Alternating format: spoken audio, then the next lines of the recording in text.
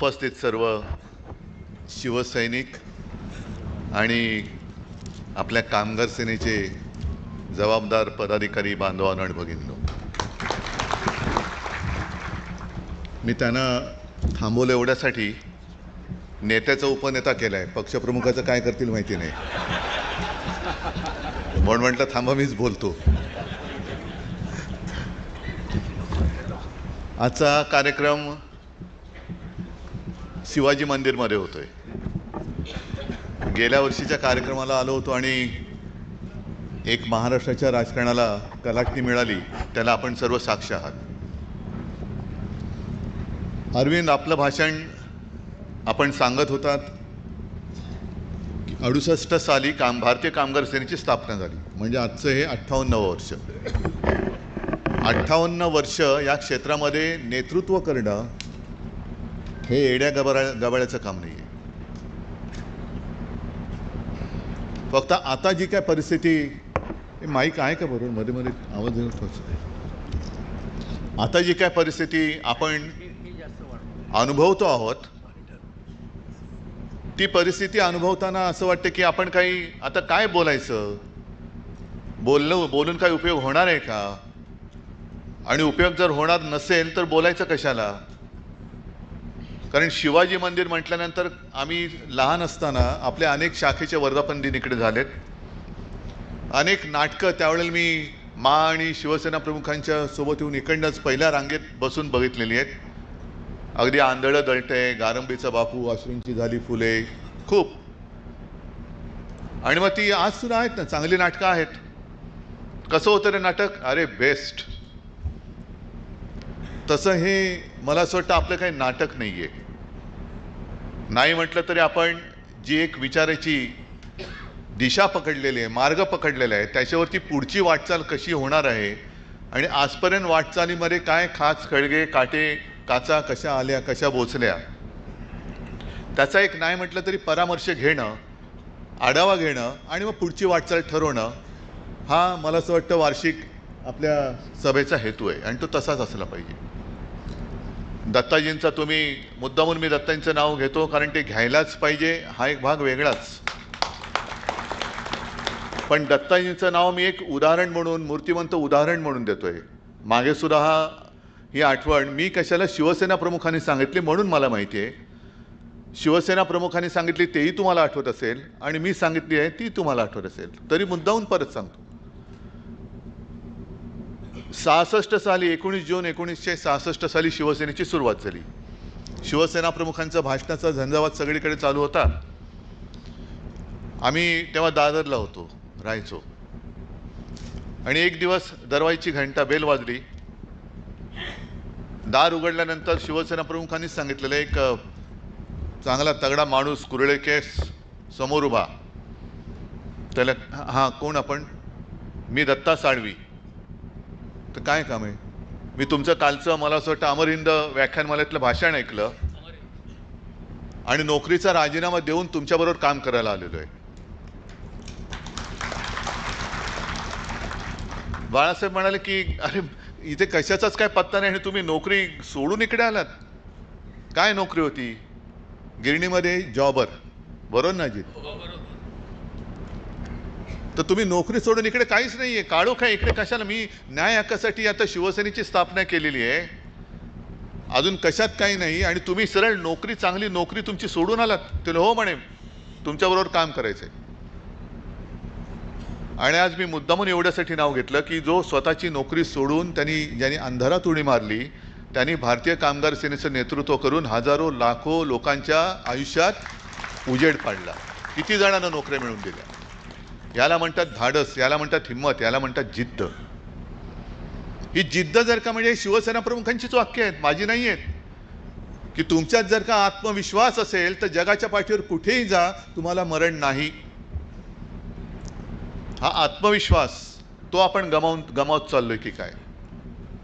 ठीक आहे, दिवस येतात दिवस जातात, लोक येतात लोक जातात, त्यांची सगळी कर्म, त्यांची सगळी पापं ही त्यांच्याबरोबर जातात, जायलाच पाहिजे, जातातच, कोणी किती मोठा असो. पण एकूण जेव्हा आपण पारतंत्र्यात होतो तेव्हा लोकमान्यांना तो एक जो एक मध्ये उद्वेग आला होता की काय लोक आहेत, काय करतायत, यांना ना गुलामीची चीड आहे ना स्वातंत्र्याची चाड आहे, कशासाठी काम करायचं. आम्ही जीव तोडून करतोय, नेतृत्व आप आगे बढो. अरे बढतोय आगे, सोबत येणार आहात का? तुमच्यासाठी लढतो आहोत. नाहीतर काय उगाच वेळ जात नाही म्हणून लढाईला कोणीच नाहीये म्हणून लढतोय, अशातला भाग नाहीये. आज जी काय एकूणच वखवख चाललेली आहे, सगळं काही मलाच पाहिजे, सगळं काही मलाच पाहिजे. जा ना. तुम्हाला खरंच जर का तुम्हाला म्हणजे तुम्हाला नाही मी म्हणत, एकूण जनरल म्हणतोय, कोणाला जर असं वाटत असेल की तिकडे जाऊन काही मिळतंय, जरूर जा. पण गेल्यानंतर जे गेले त्यांचे अनुभव पहिले लक्षात घ्या. त्यांना विचारा तुझं काय झालं. आज आपण भारतीय कामगार सेनेची 58 वर्षाची वाटचाल पूर्ण करत असताना 58 वर्षामध्ये एकही दिवस असा आलेला नाही की जिथे आपण कामगाराचा विश्वासघात केलेला आहे. कधीच नाही. आज कदापि होऊ शकत नाही आणि मी होऊ देणार नाही, कधीच होऊ देणार नाही. पण आताही जी काही नवीन दुकानं उघडली जात आहेत, दुकानच आहेत जिकडे खरेदी विक्रीची कामं होतात, विकत घेतले जात आहेत लोक. युनियन म्हणजे काय? युनियन म्हणजे ही जसं नाण्याची दुसरी बाजू असते तसं यांचं लक्ष त्या नाण्याकडे आहे, बाजूकडे लक्ष नाहीये. ते नाणं जे आहे मालकाच्या खिशातलं नाणं, त्याच्यामध्ये भागीदारी पाहिजे, अशी ही सगळी दुकानदारी झालेली आहे ह्या युनियनच्या क्षेत्रामध्ये. चांगली चाललेली युनियन फोडायची. तुम्ही किती करार करताय? जसं तुम्ही म्हटलं ना, 1 रुपया त्यावेळेला वाढवून दिला. आता किती तुमचे एक तर सगळ्यांचे करार झालेत की नाही, हा अरविंद मी तुम्हाला नेहमी प्रश्न विचारत असतो. नाही, हे चालू असते प्रोसेस. असं नाही की सगळे झाले. एकाचं झालं तर तोपर्यंत म्हणजे आपल्या देशातल्या निवडणुकांसारखं एक राज्य झालं का दुसऱ्याची येते, दुसऱ्याची झाली आणि मग सगळे पंतप्रधानांपासून सगळ्या राज्याचे मुख्यमंत्री हे तिकडे बोंबलायला जातात.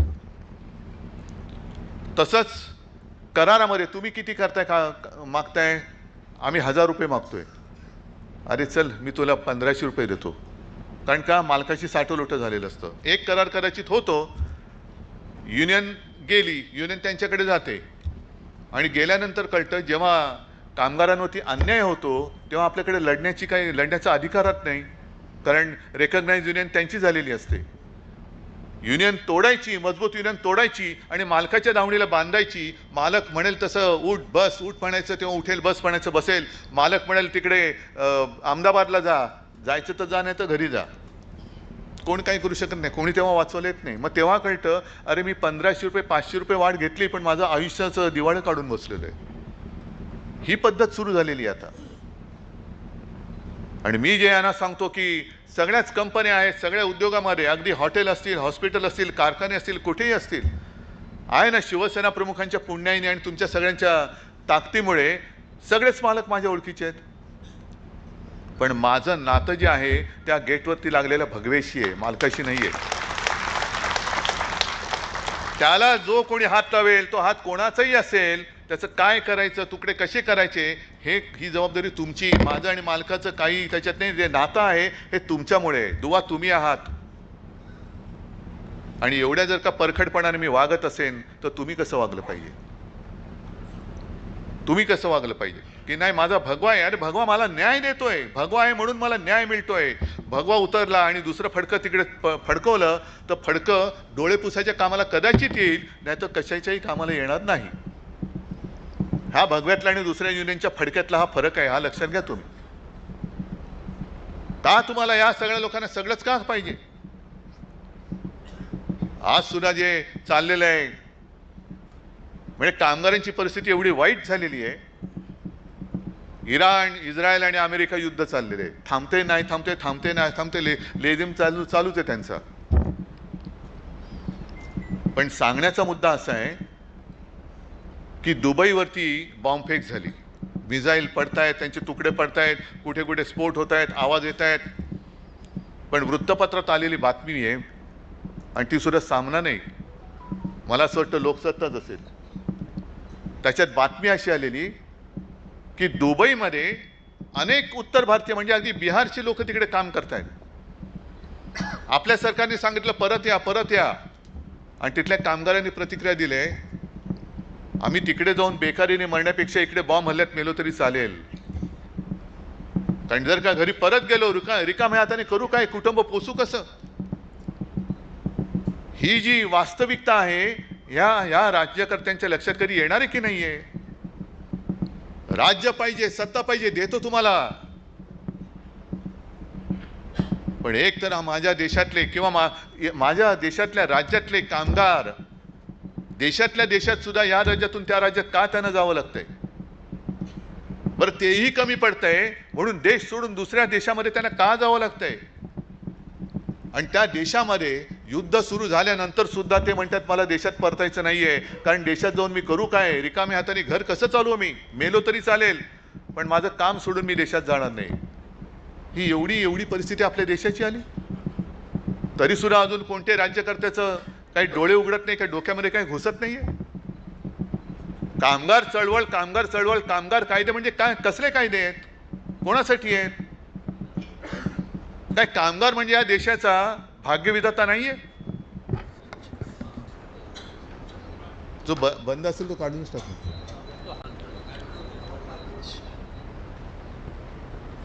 कामगार हा देशाचा भाग्यविधाता नाहीये? आजपर्यंत जे लढे झाले, स्वातंत्र्य लढा झाला, संयुक्त महाराष्ट्राचा लढा झाला, त्या लढ्यात जर का कामगार उतरला नसता तर कदाचित आपलं स्वातंत्र्य सुद्धा थोडंसं मिळणं दूर गेलं असतं आणि संयुक्त महाराष्ट्राचा लढा तर यशस्वी झालाच नसता. हा गिरणी कामगार आणि कामगारांच्या त्या लढ्यातला सहभाग किंवा योगदान आहे, म्हणून आज आपण हे स्वातंत्र्य आणि संयुक्त महाराष्ट्र मुंबई आपली बोलू शकतो. हे कामगाराचं महत्त्व कळत नाहीये का? नुसतं हायर अँड फायर पाहिजे तेव्हा कामगार कायदे म्हणजे कामगारांच्या बाजूने कणव बोलायचं आणि प्रत्यक्षात कामगारांचं वाटोळं करून टाकायचं, हे राज्यकर्त्याचं लक्षण नाहीये. आज सुद्धा तिकडे जे काय चाललेले बंगालमध्ये, हे आमचे मुख्यमंत्री ते म्हणतात की आता आम्ही विरोधी पक्षाचे बुरके फाडणार. अरे आम्ही हिंदू आहोत ना, बुरका कुठे कधी तुम्ही काय घालताय आम्हाला? हा, तुम्ही तुमच्या डोक्यात बुरखा आहे, आमच्या नाहीये. पण लोकसभेमध्ये जे काय झालं ते मुख्यमंत्र्यांनी पाहिलं का? पाहिलं? आणि हा मुद्दा म्हणून मी कालचा लोकसत्तेचा, सध्या लोकसत्ता का? कारण तुम्ही म्हणाल सामना काय? सामना तर लिहितोच, सामना तर अगदी परखडपणाने, आणि ते सत्य लिहितो. उगाच काहीतरी बोलायचं, काहीतरी वाभाडे काढायचे म्हणून सामना कोणाचे वाभाडे नाही काढत. पण ही आमची जी काय बांधिलकी आहे, लोकशाहीचा चौथा स्तंभ, पाचवा स्तंभ, किती स्तंभ आहेत ते आहेत की नाही जागेवर, हा सुद्धा एक प्रश्न आहे, संशोधनाचा विषय. पण हा कालचा लोकसत्तेचा अग्रलेख मुद्दामून तुम्ही वाचला नसेल तर वाचा, आणि देवेंद्र फडणवीसांना छान असं पार्सल करून पाठवा की वाचा काय लिहिलं याच्यामध्ये. महिला आरक्षण आम्ही होऊ दिलं नाही. अरे मी तर माझं स्टेटमेंट आहे, महिला आरक्षण आत्तापासून जाहीर करा, आत्तापासून करा. पण त्यावेळेला म्हणजे 2000 मला वाटतं 10 साली अरुण जेटली हे जे बोलले होते याच, मला वाटतं याच विषयावरती रवीश कुमारांनी एक व्हिडिओ केलेला आहे त्यांचं, ते मुद्दामून बघा तुम्ही. दोन त्यांचे एपिसोड जे आहेत ते मुद्दामून बघा. हे त्यातलंच मी सांगतोय. एक आहे तो या महिला बिलाच्या आडून हे कसं या देशाचे तुकडे करणार होते, देशाची वाट कशी लावणार होते, आणि त्याचं कुभांड कसं विरोधी पक्षांनी फोडलं आणि त्याच्यात पराभव कसा त्यांचा केला आणि लोकशाही कशी वाचवली, त्याच्याबद्दल हा रवीश कुमारांचा एक एपिसोड आहे. आणि तेच या लोकसत्तेमध्ये लिहिलेलं आहे, सामनामध्ये लिहिलेलं आहे. हा काय नवा विषय नाहीये, हा विषय जुना आहे. पण त्यावेळेला म्हणजे रवीश कुमारांचा जो एपिसोड आहे तो मुद्दा तुम्ही बघा. त्यांनी सांगितले की हा विषय संसदेत मांडला पाहिजे होता, कदाचित मांडला गेलाही असेल आत्ता. पण त्यांनी काय सांगितलेलं की स्टँडिंग कमिटी ने कई कारणों से इस फ्रिज को फ्रिज म्हणजे आपला फ्रीज नाही, म्हणजे त्याला थांबवले, फ्रीज को 2026 तक के लिए जरूरी समझा है, जिसके प्रस्ताव को सरकार ने भी स्वीकार किया है. बरोबर आहे. आता पहिला कारण था नॅशनल पॉप्युलेशन पॉलिसी, म्हणजे लोकसंख्येची जी काय धोरण आहेत ते. इस बात के अनुमान है कि 2026 तक वह साल होगा जब हम जनसंख्या वृद्धि की स्थिरता के लक्ष्य को हासिल कर सके. 2026 पर्यंत जनसंख्या वृद्धी दराबद्दल काही नियंत्रण वगैरे काय बिल आणलंय, केलंय. आणि ते कशासाठी जरूर आहे? इसलिए 2026 तक फ्रीज किया गया है। दूसरा कारण यह है कि कई ऐसे राज्य हैं जो फैमिली प्लानिंग प्रोग्राम को अच्छे से लागू कर रहे हैं और कुछ नहीं कर पा रहे हैं। हे कारण आहे की काही राज्य कुटुंब नियोजनाचा कार्यक्रम व्यवस्थित पार पाडतायत, काही तिकडे कोणाचंच काही लक्षच नाही आहे। आणि अगर यह फ्रीज नहीं लगाई जाती तो संसद में उन राज्यों का प्रतिनिधित्व कम हो जाता जिन्होंने फैमिली प्लानिंग प्रोग्राम पर काम किया है। म्हणजे कुटुंब नियोजन करणे हा गुन्हा आहे। मोहन भागवतांचं ठीक आहे, मुलं जन्माला घाला, पोषणार कोण? नोकऱ्या तुम्ही देणार आहात? कारखाने बंद पडतायत, मिल बंद पडल्या, सगळे देशोधडीला लागलेत। नुसता बेकारांचा कारखाना करायचा तुम्हाला देश म्हणजे? और जो उसे ठीक से लागू नहीं कर पाए उन राज्यों को और बढ़ावा मिलेगा कि वह इस पर काम ना करें, क्योंकि उनका प्रतिनिधित्व बढ़ेगा। ऐसी स्थिति ना पैदा हो इसके लिए यह तय किया गया है कि 1971 की जनगणना के आधार पर सीटों की जो फ्रीजिंग हुई थी उसे 2026 तक ऐसे ही रहने दिया जाए। केंद्र और सरकार दोनों के स्तर पर मग अजून 2026 पर्यंत तुम्ही धोरण ठरवलं नाही आहे, त्याच्यावरती काही अंमलबजावणी नाही झालेली आहे। पण अरुण जेटली सारखा एक माणूस, जबाबदार माणूस, त्या लोकसभेत त्यांनी म्हटलेलं आहे, त्यांचं भाषण आहे, ते रवीश कुमारांच्या त्या एपिसोडमध्ये बघा। आणि मग देवेंद्र फडणवीसांना सांगायचं आहे की आज तुमच्या भाजपात अरुण जेटलींच्या पातळीचा कोणी नाही, हे देशाचं नव्हे तुमचं दुर्दैव आहे। पातळीचा इकडे प्रश्न नाही आहे, पातळी एवढ्या खालच्या पातळीवरती आम्ही येऊच शकत नाही। कोणासाठी तुम्ही करताय हे सगळं? राज्य पाहिजे, देश पाहिजे, कशासाठी पाहिजे? आज सुद्धा तिकडे तुम्ही एका बाजूला महिला आरक्षण, आम्ही विरोधकांचे मुखवटे उतरवणार, बुरखे फाडणार, ठीक आहे फाडा, पण तिकडे बंगालमध्ये एकटी महिला ममता बॅनर्जी जी वाघिणीसारखी लढते, जिंकल्याच पाहिजेत त्या।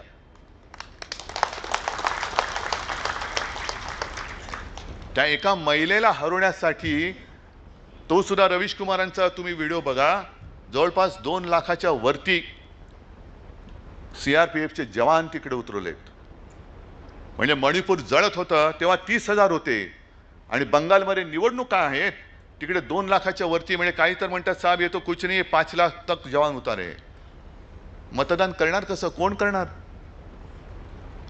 जर फौजा बघितल्या नाक्यावर, कोण तुमची हिम्मत आहे मतदानाला उतरायची? आणि उद्या यांनी जर का ठप्पे मारले आणि ममता बॅनर्जी हरल्या तर जितमया म्हणून पुन्हा तंगडी वरती करून नाचणार आहे? ही लोकशाही आहे।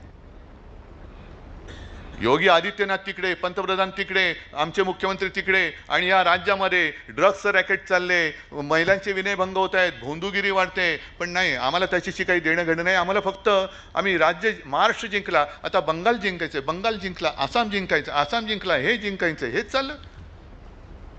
कामगार ओरडतोय, कामगार बोंबलतोय, त्याच्याकडे लक्ष नाहीये। तुम्ही जर का तिकडे मोर्चा काढला, पाकिस्तानचं हे कारस्थान आहे जे नोएडामध्ये झालं ना, त्यांचं कामगारांनी न्याय हक्क मागायचे नाहीत। न्याय हक्कासाठी कामगार जर का रस्त्यावर उतरला तर लगेच पाकिस्तान धार्जिणे हे आहे। देश अराजकाच्या दिशेने चाललेला आहे। 1 वर्ष आता होईल पेहलगामच्या हल्ल्याला, पाकडे कुठून आले आणि कुठे गेले हे नाही कळलं, पण कामगारांमध्ये कामगार उतरले तर त्याच्यात पाकिस्तानी घुसले हे तुम्हाला कळतं। अतिरेकी कसे घुसतायत आणि लोक मारून जातात हे नाही कळत। पण आता महिलांना त्रास देणे इतपत तुमचं सगळं घसरलेलं आहे। महिलांना त्रास द्या। ममता बॅनर्जी राज्य करतायत, नाही करू द्यायचं, त्यांच्या जवळच्या सगळ्या लोकांवरती ईडीच्या धाडी पडतायत। ईडीच्या माध्यमातून तुम्ही महिलांना सतवायला लागलात, घराच्या महिलांना। हे तुमचं हिंदुत्व? पण तिकडे धाडी टाकायच्या आणि तिकडे प्रचाराला गेलेले योगी आदित्यनाथ बोललेत, तुमच्या लक्षात आले काय बोललेत? कारण त्या बातम्या नाही ते तिकडे। योगी आदित्यनाथांचं एक ते क्लिप आलेली आहे, त्यांनी ते काय सांगितलं, विवेकानंद जी इस बंगाल के सुपुत्र थे जिन्होंने कहा था तुम मुझे खून दो मैं तुम्हें आजादी दूंगा।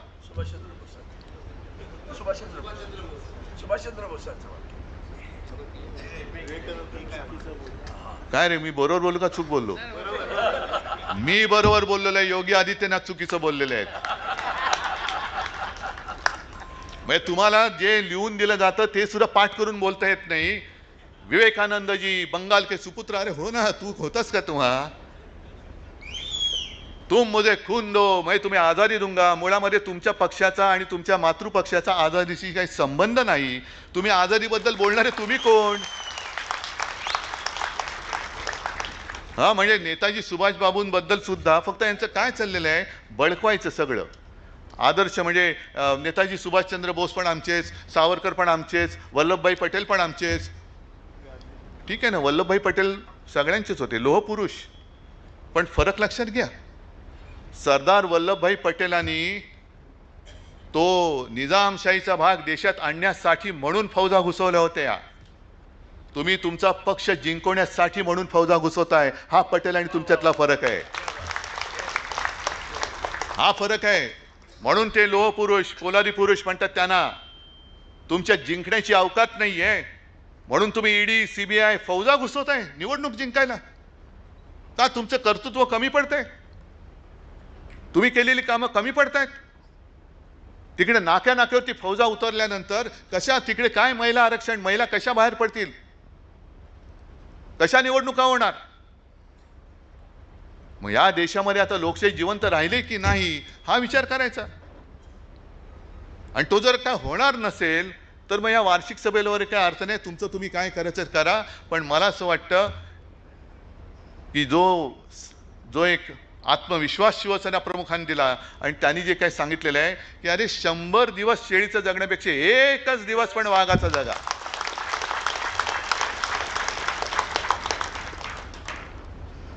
या ना, या सगळ्या सत्तेची तुमची जी आहेत ना, ED, income tax, CBI, police बाजूला ठेवा आणि मैदानात उतरा शिवसेनेची सामना करायला. मग बघूया शिवसैनिक आहेत आणि तुम्ही आहात. पण जरा कुठे खट्ट झालं का पकडायचा, केसेस टाकायच्या, जुन्या केसेस काढायच्या. जुन्या केसेस काय सलून काढले तुम्ही? हा, केसेस काढायचं म्हणजे काय काढते तुम्ही? जुन्या केसेस काढायच्या, छळायचं, मागे सगळं लावायचं, शुक्लकाष्ट लावायचं तिकडे. आणि मग आम्ही जिंकलो. नाही, ही पुचाटांचा कारभार आहे, पुचाट. आणि महाराष्ट्रानं तरी हे सहन करता कामा नये. ज्या महाराष्ट्राने दरवेळेला देशाला दिशा दाखवलेली आहे, प्रत्येक वेळेला देशावरती संकट आल्यानंतर महाराष्ट्र धावून गेलेला आहे, हा इतिहास आहे. त्याच्यामुळे महाराष्ट्रावरती जर का अन्याय होत असेल तर मी म्हणेन जसा बंगालमध्ये बंगाली उभा राहिलेला आहे, तामिळनाडूमध्ये तमिळी उभा राहिलेला आहे, तसा मराठी माणसाला महाराष्ट्रीयन म्हणून तुम्हाला उभं राहावंच लागेल. या बाहेरून आलेत, आमच्यात राहतायत, आमचं काही त्यांच्याशी वैर नाहीये. पण तोडा फोडा आणि राज्य करा ही जी काही नीती, जातीपातीमध्ये समाजामध्ये भांडणं लावायची, ही कशासाठी? आणि महिला आरक्षणांबद्दल तुम्हाला जर काही एवढी कणव असेल तर हे लोकसभेत कोणतरी, मला वाटतं त्या महिला खासदार बोललेत, आणखीन कोणी बोललेत की ज्या संसदेमध्ये हे बिल आणण्याचा यांनी प्रयत्न केला होता त्या संसदेच्या उद्घाटनाच्या वेळेला आमच्या महिला राष्ट्रपतीने का नव्हतं बोलवलेलं? राम मंदिरच्या त्या सोहळ्याला आमच्या महिला राष्ट्रपतीने का बोलवलं नव्हतं? त्यांच्या हस्ते का पूजा झाली नाही? का त्या आदिवासी आहेत म्हणून? मग हे तुमचं महिलांबद्दलचं प्रेम, हे महिलांबद्दलची आदर? म्हणजे त्रास देताना तुम्ही बघत नाही महिला आहे का कोण आहे. त्रास द्यायचा तर त्रास देता, पण मतं पाहिजेत म्हणून सगळं महिलांच्या आडून तुमचं राजकारणात सगळं महिलांना कुठे लाडकी बहीण, कुठे काय याच्याच आडून तुमचं राजकारण चाललेलं आहे.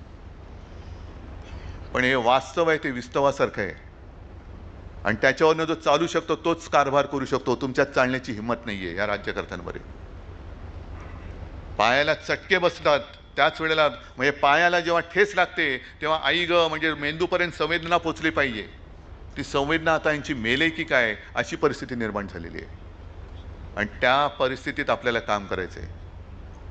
हे नुसता हा काही सोहळा नाहीये, वार्षिक सोहळा. दरवेळेला अरविंद सावंत, अजित साळवी सगळे येतात, आमचा साहेब ह्या तारखेला कार्यक्रम आहे तुम्ही या.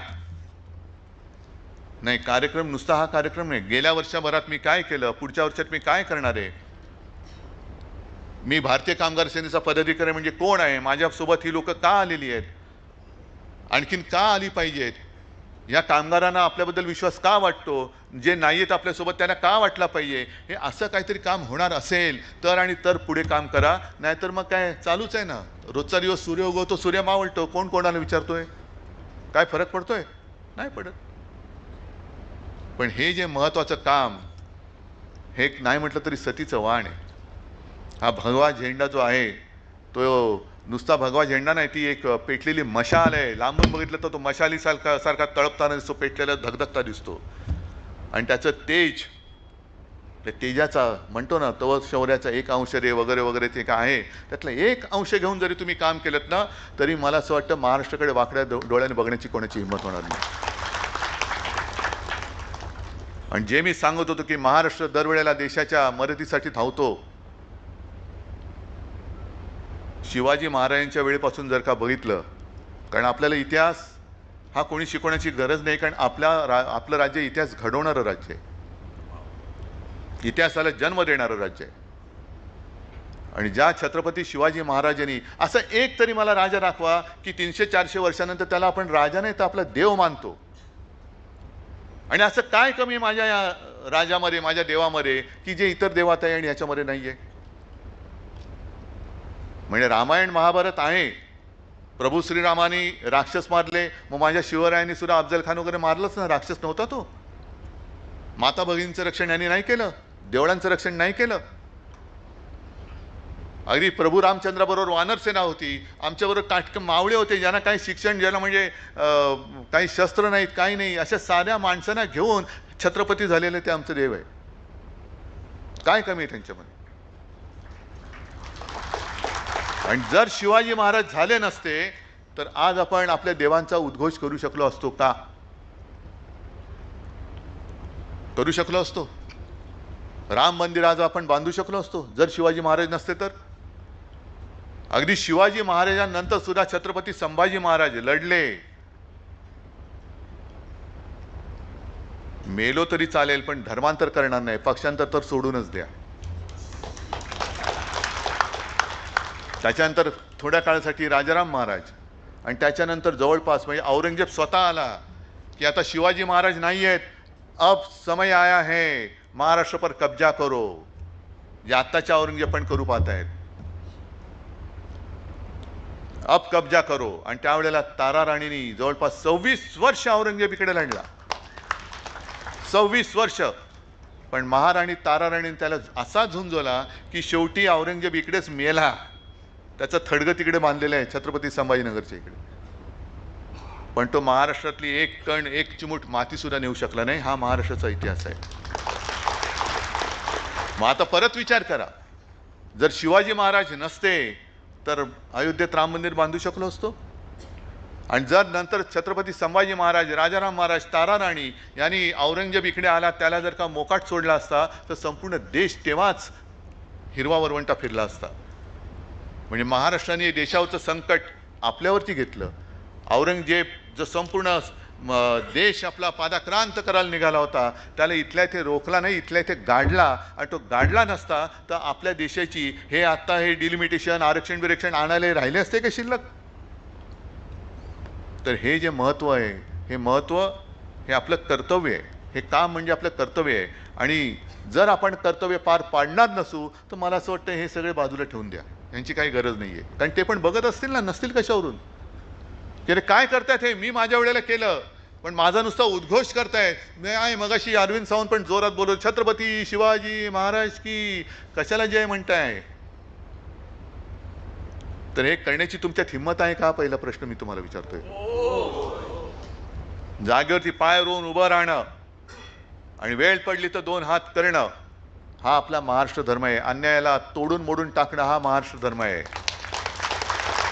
आणि हा महाराष्ट्र धर्मच आपल्या या देशाला आणि हिंदुत्वाला वाचू शकेल. दुसरं कोणी याच्यामध्ये येऊ शकत नाही. आणि त्याच करता आता एका तयारीने उतरलं पाहिजे. आणि आज तरी मला ती तयारी तुमच्यात दिसते. ही तयारी अशीच चालू ठेवा, आणखीन मजबूत व्हा. आणि कामगारांच्या वरती म्हणजे या देशाच्या भविष्यावरती येणारं संकट हे तोडून मोडून टाकण्याचं पवित्र काम शिवसेना प्रमुख आणि दत्ताजींनी निर्माण केलेली भारतीय कामगार सेना कशी करू शकते हे त्या अन्यायकर्त्यांना दाखवून द्या, एवढीच तुम्हाला विनंती करतो आणि आपली रजा घेतो. जय हिंद, जय महाराष्ट्र.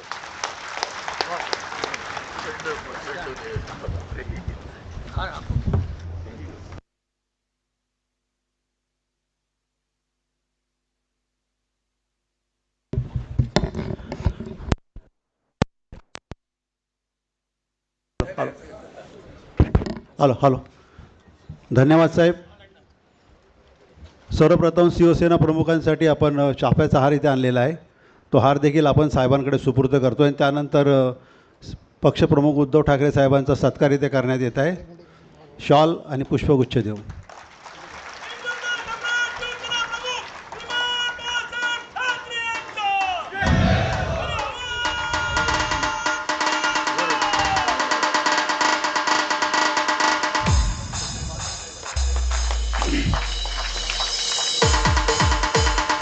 साहेब, नुकत्याच झालेल्या महानगरपालिकेच्या निवडणुकीमध्ये आमचेच भारतीय कामगार सेनेचे चिटणीस श्री निशिकांतजी शिंदे हे देखील प्रचंड मताने ते विजयी झालेले आहेत. त्यांचा देखील सत्कार